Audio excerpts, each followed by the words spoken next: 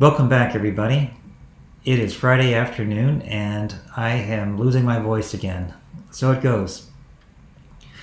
Well, before we wrap up the week, a little bit of time just on a few things related to NMR. So the TMS, I might have mentioned this earlier, but in case I forgot, when it comes time to making your NMR samples, TMS is only added in very small quantities. It's never added to be like an equal amount compared to your sample. You just need a small amount, just enough so that you can find zero. So you can't use TMS as any kind of reference for figuring out the number of protons you have in your compound. Its only purpose is to set your ppm scale to zero exactly. I want to talk through this scale, and you'll see some very similar trends that we had been hitting on all week regarding the substituents. Alkyl groups don't have a lot of deshielding just because they don't really have any electronegative substituents on them. So the domain of the alkyl groups is in the 1 to 2, maybe 2.5 ppm range or so. But the instant that you start making your molecules a little bit more complicated by adding functional groups, that has an effect on the alkyl groups that are nearby. So I think one of the first things I showed you was acetone. Acetone has that methyl group bonded to the keto group of a ketone. So you see that the methyl group of acetone and other methyl ketones is going to be right around 2.5. And that's true for a lot of structures. Here R can be anything, certainly anything hydrocarbon based. You're going to find that methyl group right there. And I'm going to ask, if I were in class, I'd say, who knows what this peak looks like with respect to its coupling to other protons? And the answer is everybody should say that spin is a singlet. The fancy word, the term, the buzzword is multiplicity. It's a singlet. It has a multiplicity of 1, which just means that it's just one peak. Here's toluene. Toluene is also a singlet. There'll be a methyl group there because the bonds on the alkyl groups, the methyl group, are more than 3 bonds away from the hydrogens that are on the benzene ring. And here AR just means any kind of aryl group. So this could be the methyl group on xylene, for example. If you had paraxylene, how many methyl groups would you see? You'd only see one. You'd only see one methyl group because the methyl groups are equivalent on paraxylene. They're also equivalent on orthoxylene because there's draw out orthoxylene and draw out paraxylene, and you'll see that those methyl groups are equivalent. Not like ortho is equivalent to para, but within the orthoxylene, metaxylene, and paraxylene structure, all 3 of those rings have methyl groups that are equivalent. In fact, let's just take a quick break and I'll show you that. Just hit the pause button on these xylene isomers and just go through and make sure that you're comfortable understanding that the methyl groups within orthoxylene, you only have one chemical environment for those methyl groups. And the same is true for meta and paraxylene. Now, the number of equivalent ring protons will be different for ortho, meta, and paraxylene. So think about how many different chemical environments exist across these 3 isomers of xylene. Okay, back to the table. I don't want to spend a lot of time on this. This is something that I would encourage everyone to spend more time on it than I'm going to. Look through this table and just familiarize yourself with the chemical shifts of the protons that are attached to the various functional groups. We've talked about a few of them already. The halogens I know we talked about with respect to deshielding the proton, but the general theme here is electron withdrawing groups present on the molecule tend to shift the chemical shift of the protons down to the higher frequency area, which is higher ppm value. So when I say down, I mean to the left, to the larger numbers. And the vinyl protons are around the 5.5 region or so, 5 to 6 or so. So when double bonds are present, you'll see these vinyl protons. And they also have some very distinct coupling as well. They're going to couple to each other. If vinyl protons on the same carbon will couple to each other as long as they are different. And the reason why they'd be different is due to the substitution over here. So I think I have to show you an example of that. So maybe we'll look at propylene or something like that, and you'll see how these vinyl protons couple to each other. That's also in your textbook. So esters, I think maybe one of the second NMR spectra I showed you was methyl acetate, and that methyl group is deshielded by the ester functional group. So that's why this is in the relatively high ppm values. Aromatics definitely. Benzene is right around, I think, what was 7.3 or so, somewhere around there. Now, if you have electron withdrawing groups on your aromatic compound, that will, of course, have an effect toward more deshielding generally. So you expect to see higher frequency chemical shifts for substituted aromatics. Heterocycles, aromatics that contain nitrogen, tend to be in this region as well. Now the aldehyde chemical shift, I know, maybe a final question, or I don't know, sometime you'll have a question at least once in this class that concerns the chemical shift of the aldehyde. It should be in the 9 to 10 region or so. And carboxylic acids, they're a lot like alcohols in that they can be really over a broad range. Classically, the students learned that you have to go beyond 10 to find a carboxylic acid resonance. There's a couple things about carboxylic acids. Number one, they're going to be high frequency.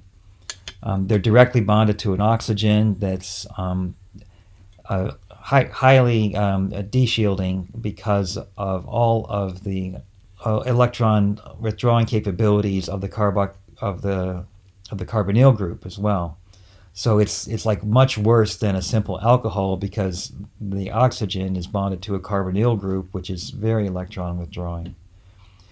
So carboxylic acids are generally going to be above 10 part per million. And the other thing is they're very broad. They are not sharp peaks. And that has to do with the flexibility of this hydrogen-oxygen bond due to hydrogen bonding. So again, I'm kind of teeing up this hydrogen bonding concept that I haven't explained yet. But if you really have a dying need to know, you could certainly look around the internet and learn all about hydrogen bonding on your own. Or wait till we talk about it in class. I didn't touch on alcohols and amines.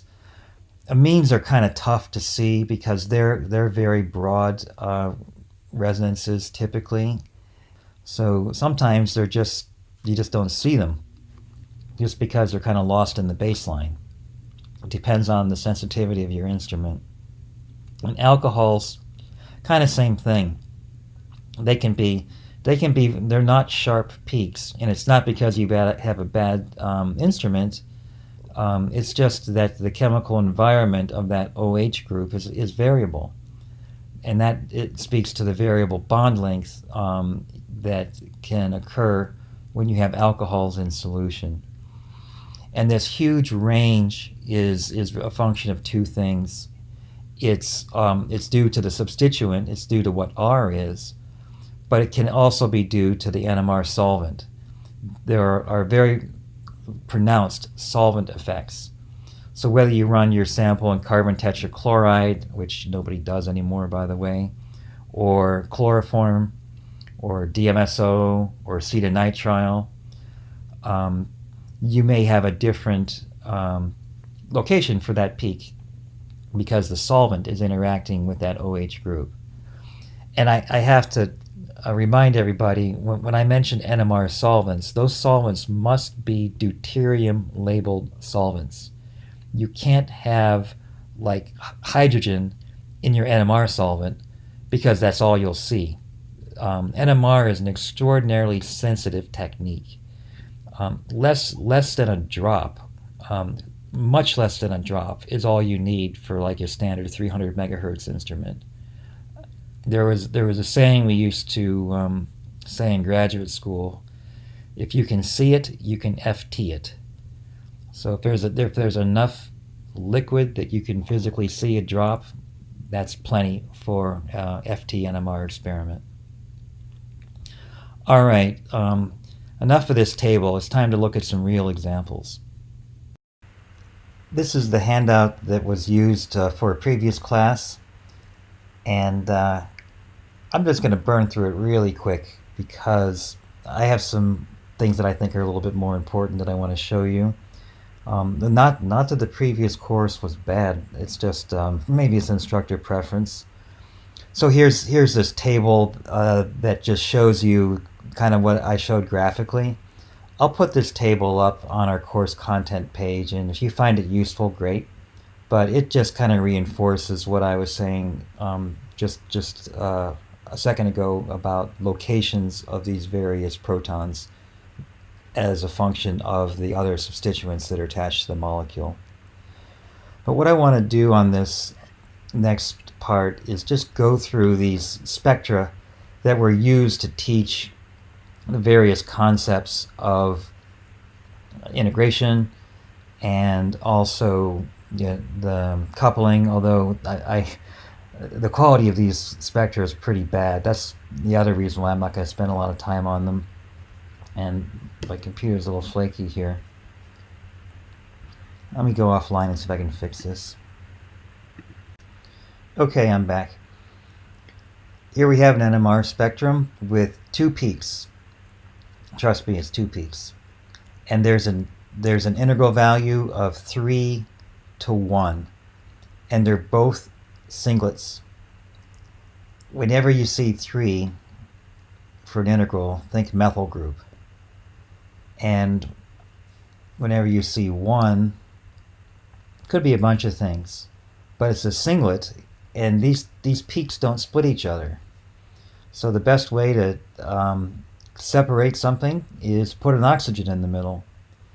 And now you don't have enough coupling for that to split. There's 3 bond coupling if you count the bonds, 1, 2, and then 3 to the hydrogen. But the thing about oxygen that I probably forgot to tell you, but hey, I can tell you now, oxygen disrupts the coupling. So protons will not, on alcohols, will not couple to the other side of the molecule. And that's why, it's one of the reasons why you don't see this. Now there's always exceptions, of course, and depending on the solvent and the instrument, you may see some slight coupling. But the broadness of that OH group, any coupling that you would see, it just kind of gets wiped out. And that coupling constant would be relatively small anyway. And you know that there isn't any coupling because the methyl group isn't going to show any splitting either. If it did, you'd expect that methyl group to be split into a doublet. And that's not the case. All right, another molecule. So what do we have here? Something in the relatively low ppm region, and then another peak that's got a whole bunch of splitting, and then looks like a single peak here, and then a broad peak here. And whenever there's a broad peak, it's not necessarily an alcohol, especially if it integrates to something more than one, which this one clearly does. It just means that there's multiple coupling. So you probably would have to spend some time with this and know the structure with respect to the molecular formula to be able to figure it out just on the spectrum alone. But it is propanol. So you have your standard triplet here for the methyl group on the end, and then you have a methylene group that is actually going to be split two different ways, if you will. It's going to be split by the 3 protons on the triplet, so it's going to be split into a quartet, but then it's going to be split again by this methylene group, and that quartet will be split into a triplet, because the triplet is due to the fact that you have 2 protons here, so the n+1 rule. So you have to apply, when you have different chemical environments that are splitting the protons, the J values, the coupling constants, will be different. This methylene proton will have a coupling constant to the methyl group, and it'll be different than the coupling constant to the methylene group on the other side. So this middle guy is getting split twice. One way to think about it is he's being split twice. Once by the methyl group into a quartet, and then that quartet gets split again into triplets by the methylene group. So what we call this in NMR speak is a multiplet, and that is our kind of our wiggle room, instead of trying to concern ourselves with figuring out exactly what the coupling constants are. But if you really care, you can. It would with a high quality instrument, you could figure out exactly what the coupling constants are between the two. And this peak over here is going to be split into likely just a quartet. This peak that's integrating to a value of 2 is the peak that has the most deshielding, so it's the one directly bonded to the oxygen, and it is split. So this methylene here, right next to the oxygen, is being split into a quartet by this peak right here. But the methylene group next to the oxygen is not being affected by the methyl group because it's too far away. And here you have your rather broad alcohol. Here's methyl acetate. We already went over that one. That was from the first day. 2 singlets for the 2 methyl groups. Here is ethyl acetate. This is a common compound that is used as a solvent, and especially if you do any HPLC work, ethyl acetate and hexanes is like a standard solvent mixture. So if you go to a lot of lengths to purify your organic compound, and then you take the NMR spectrum of it, you may see a little bit of ethyl acetate in your nice compound, and that's just because you had to isolate it from ethyl acetate.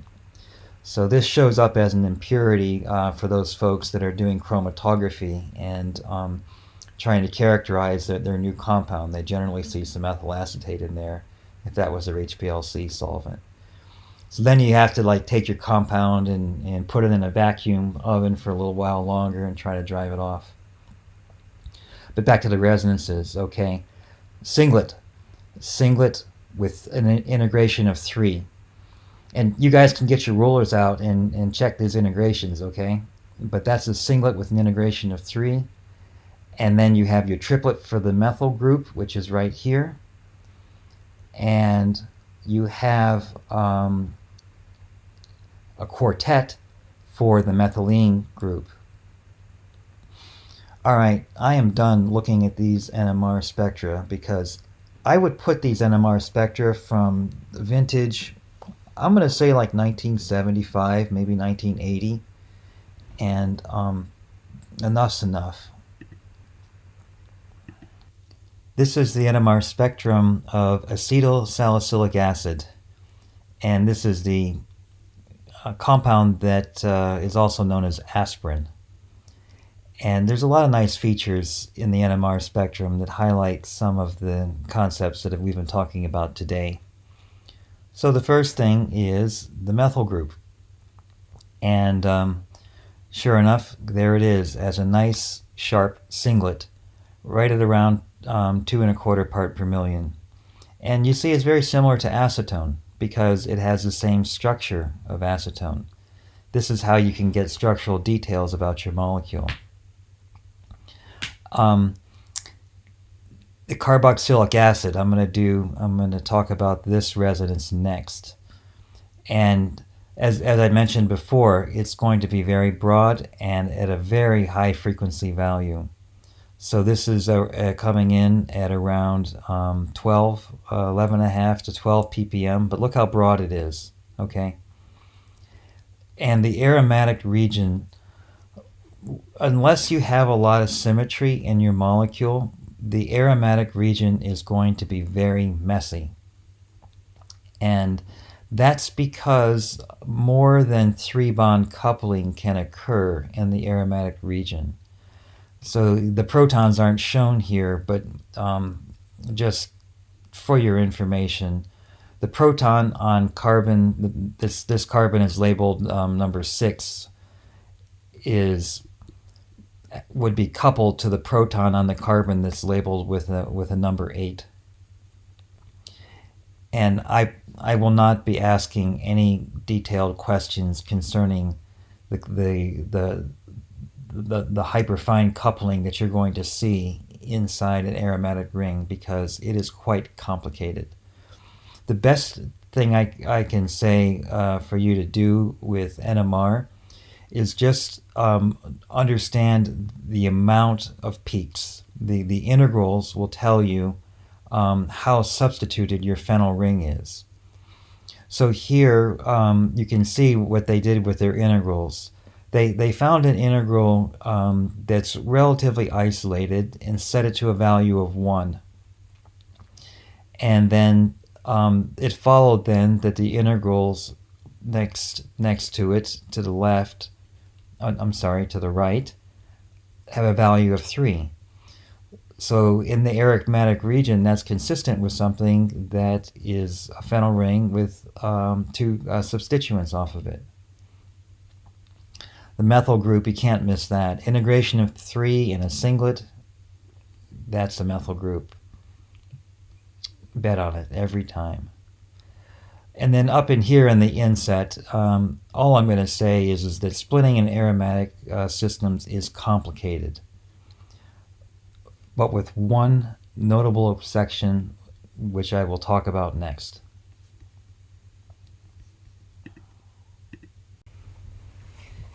This compound here is called paracresol, and it is a disubstituted aromatic methyl group and a hydroxy group here. So the integrals aren't shown, but I'll just tell you this integrates to 4, this is 1, and this is 3. The para substitution is the substitution that is relatively simple in disubstituted aromatic compounds. So be on the lookout for this type of pattern, and I'm going to just blow it up and see if it helps any. No, not really. Let me just sketch it for you. You'll see a peak like this, and then a relatively tall one, and then there'll be a space, and then another tall one, and then another peak on the other side. And the shapes are variable. The distance between the 2 peaks is different. So I've drawn it the way it would appear for paracresol. But the point I'm trying to make is that you have like 4 peaks, and they follow the pattern where they're roughly like a quartet, but a little bit different in terms of the splitting. So you could see a doublet of doublets that looks like where the peaks are really close together and then far apart or something like that, or maybe some other situation where the opposite is true. And what's going on here is that you have coupling across the ring. So this is HA, and this is HB. This is HB. This HA can couple to both HBs, even though it's all the way across the ring. That's just one of those things about benzene. You have this 5-bond coupling across the ring, and as a result, you get this very distinct splitting pattern. I will not ask you like any questions concerning like how they're split or why they split, but I just want you to know that when you have, here's a take-home, if you will, take-home message. If you have a para-substituted aromatic compound, you will see a distinct, rather simple pattern, doublet of doublets. And then this is also the key characteristic, integration of 4. And an integration of 4, of course, speaks to the fact that you have 4 protons left in your molecule. 2 are the same, and then another 2 are the same. But due to this magnetic inequivalence, you have a rather funky splitting pattern that's still relatively simple compared to what other aromatics look like. Here's the NMR spectrum for vanillin, and that is the compound that you find in vanilla extract. And just looking at the way the structure is drawn, hey, look at that. There's our donut. Remember that from the very first day? I thought we'd maybe see it once or twice. Let me just draw the structure again.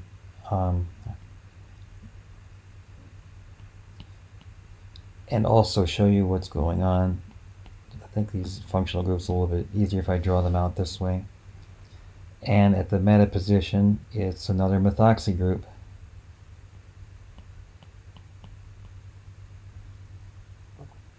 This is a substituted phenol. Now it's para-substituted with the aldehyde with respect to the hydroxyl, but this is not an example of a doublet of doublets because we have we only have 3 protons now. So you wouldn't expect that doublet of doublets type of relationship. You may see something similar here, but not like I had drawn before. The reason why we're looking at vanilla extract, or vanillin, we're looking at vanillin because it's an aldehyde. And there's that peak between 9 and 10, that sharp singlet. This would integrate to 1. These would integrate to 1 each, likely. And it would be 3 total for the 3 aromatic rings, right in the 7 ppm range. And of course, our singlet for the methyl group would integrate to 3 as well. We looked at aspirin, so how about another analgesic? This is ibuprofen. It's the active ingredient in Motrin. So here we have the carboxylic acid, high frequency. Its standard position, 12.5 or so it looks like for this one. And this is also para-substituted. So you expect a doublet of doublets, and you do have it, but see the shape's a little bit different now in that the 2 center peaks are a little bit closer together. And then this just speaks to the different coupling across the rings, and that varies molecule to molecule. So, but still relatively simple, and the integral should work out to be about 4. And you can see these are actual integral values. And in this particular instrument, it's kind of going with the little hybrid technique. It's giving you numbers but the computer is also drawing the integral shape on there. It was kind of like, this is late 1980s, early 1990s. Instruments would print out data like this. And it was still done electronically, but these little lines are a throwback to the old days. And like I mentioned earlier in the week, it's customary just to pick a peak that you think there's one proton. You're pretty sure just based on maybe you know something about the structure, and you set that value to 1 or set it to 100, set it to a simple value, and then everything else scale up from that. And that's what they did here. They made this peak 1.00. And then that's kind of why you don't have exactly 4, because these integrals aren't, there's imprecision in any scientific measurement. But unless you have your instrument set up in a very particular way, it's kind of hard to get numbers. It's hard to get numbers that fall exactly in integer values. So 4.26 is close enough. It's 4. It's definitely not 5 or 3, and that's good enough for NMR. Really, you just got to go with whole numbers. And you can see that the carboxylic acid shows up as 1, and then 2, and then I'm not sure here, that looks like another 1, and then 6. 6, integral of 6, and then 2 peaks. Or is it two? Is it 2 separate methyl groups, or is it doublet? Well, let's look at the structure. In this case, it's a doublet because you have 2 methyl groups here that are split by that center proton. This is exactly like that bromo propane compound we looked at earlier today.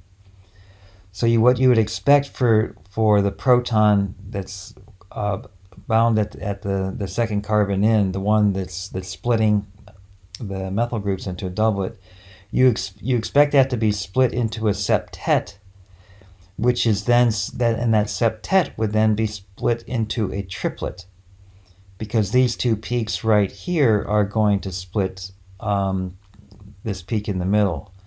So this is a good case for a multiplet. And sure enough, there it is. It's this peak right here. And that should integrate to 1. And it looks like the integral value here is 1.2. Let's look for the benzylic protons now. We're going to have 2 protons here that are next to the isopropyl group, and then 1 proton that is next to the carboxylic acid.